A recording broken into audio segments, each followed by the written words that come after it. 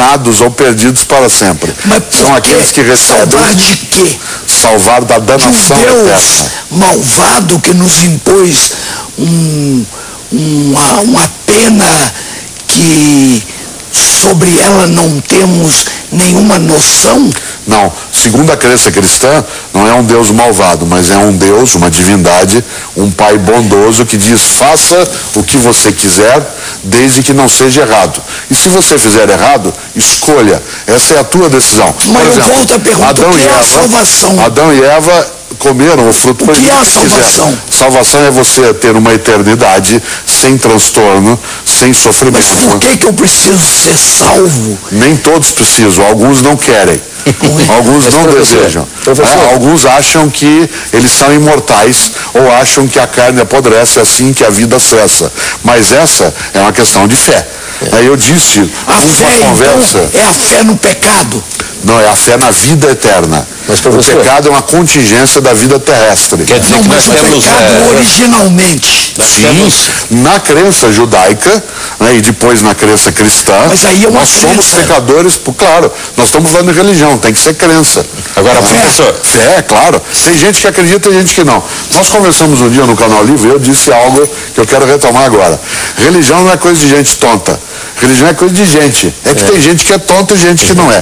Certo, professor? Mas isso vale paciência. Mas por quê? Mas olha aqui, professor. É tonta, tem a entidade permite que a gente tenha, por exemplo, uma religião que seja uma religião que não liberta, que não alegra, que seja uma religião só de sofrimento contínuo, que seja uma religião que se negocia com Deus, ou gente que às vezes simula, né, não ter uma religião apenas para parecer diferente. Então há muita hipocrisia nesse campo. Mas não pode ter também muita impostura, claro, na ideia de que está se propondo a liberdade? Você pode ter impostura dentro da religião, da ciência, da arte, do jornalismo, da filosofia. Em todo lugar. A impostura é a possibilidade humana de ser livre. Aliás, a crença cristã é que essa divindade, Deus, nos fez livres para escolher. Não são todas as religiões então que você admite que Cristo é Deus? Não, quem admite que Cristo é Deus é exatamente o cristianismo.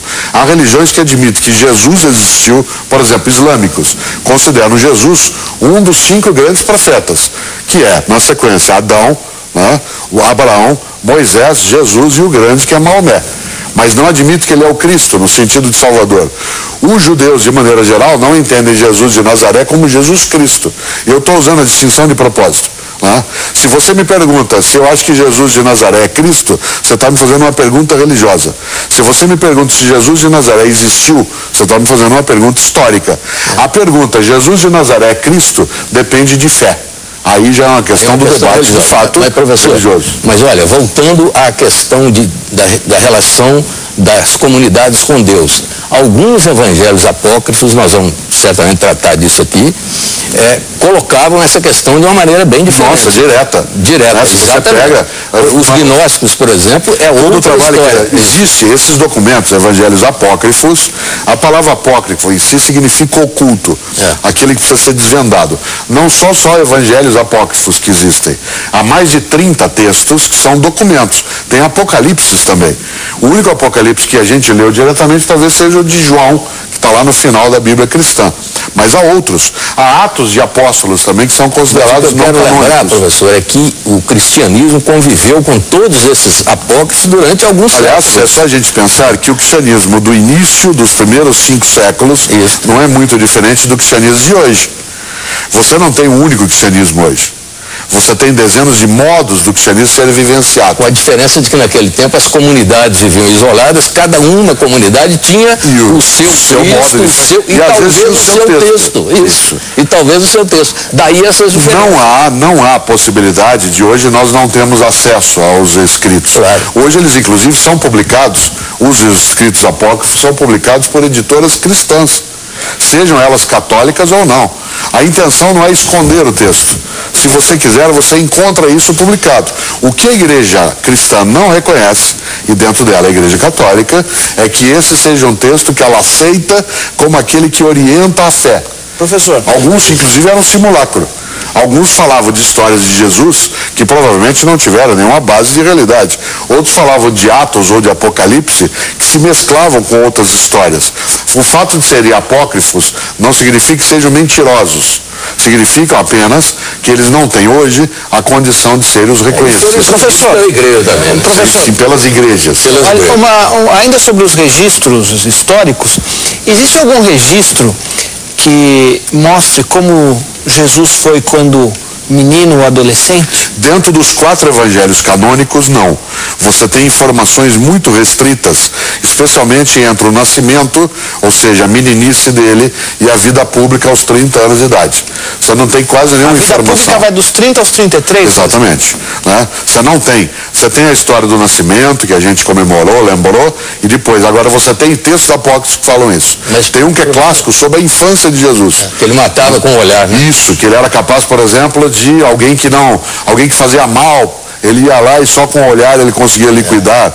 Há textos de relatos que aparecem às vezes atribuídos a Tomé, né, que também fazem relatos dessa natureza. Então, há lógicas que dariam a suposição de que Jesus viveu inclusive fora do mundo judaico, né, na fase dele de adolescente até os 30 anos de idade. Da Índia, né? Que ele teria convivido, né, com uma parte da influência budista e assim por diante. Então, não há uma única forma dessa expressão. Não há tantos relatos. Há um texto atribuído a Maria, né? Há outro texto atribuído a Madalena, um outro atribuído a Judas. Pedro. Isso, há outro texto que, além da carta de Pedro, também a ele atribuído. A Maria chega-se a discutir a virgindade de Maria nos evangelhos. Sim, você tem essa discussão, inclusive porque a temática da virgem, daquela que é Párteno, né, que vai gerar o Salvador, é uma conversa judaica anterior ao cristianismo. A ideia de que um dia viria um Salvador que nasceria sem pecado, né, que nasceria da virgindade e que nenhum homem teria tocado, ela é muito anterior ao cristianismo em si, né?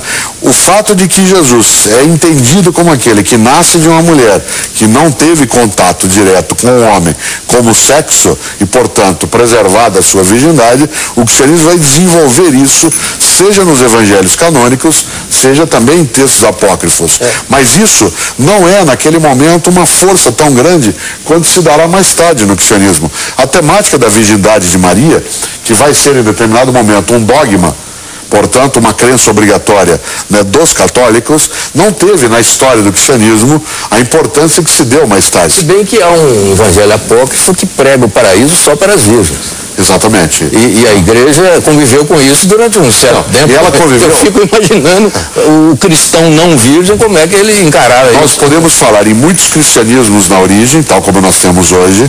Nós podemos falar em muitos textos que pregam isso, muitos jeitos de olhar Jesus, inclusive representá-lo fisicamente, representá-lo no mosaico, num quadro, representá-lo como a encarnação de um ser que era luminoso, ou colocar nele um rosto humano.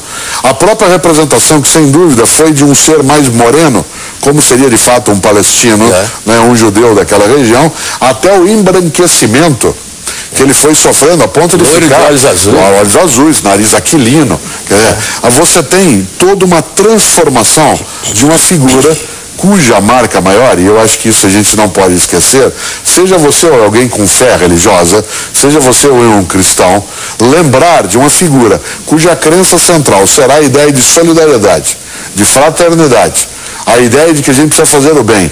E mesmo levando em conta a provocação boa do Teles, ao dizer, mas para que ser salvo? Né? Essa pergunta você vai ter que fazer na hora H. Agora, professor, nessa questão essa é uma coisa muito bela. Professor, nessa questão da salvação levantada pelo Teles, nós temos o cristão tem 2 caminhos para chegar à salvação da vida eterna, que é a fé, que remove montanhas, e também a bondade, amor ao próximo. Mas não haveria uma terceira via, que seria, por exemplo, o autoconhecimento ou a sabedoria? Isso foi o começo, parte do cristianismo dos primeiros 5 séculos, trouxe muito fortemente essa ideia naquilo que o mito chamou de gnosticismo. Uma parte dos cristãos, claro, uma parte dos cristãos dos 5 séculos iniciais trouxe à tona a ideia de que o autoconhecimento e o conhecimento da sabedoria, trazendo um pouco aquilo que os gregos faziam nos mistérios de Eleusis, etc., que aquilo salvaria. Aliás, parece que Madalena, né, tinha proximidades também com essa perspectiva, e vez ou outra se falou do Judas Iscariotes nessa direção. O professor Pedro Vasconcelos, que virá conosco depois nos outros blocos, inclusive chegou a escrever um livro sobre isso, e ele poderá dar detalhes. Mas tem um dado que eu acho que vale a pena, Beth, a gente trazer à tona, que é que, de fato, o cristianismo entende que a salvação vem pela fé, pelo abandono, pela graça. Existem os que têm a graça, que são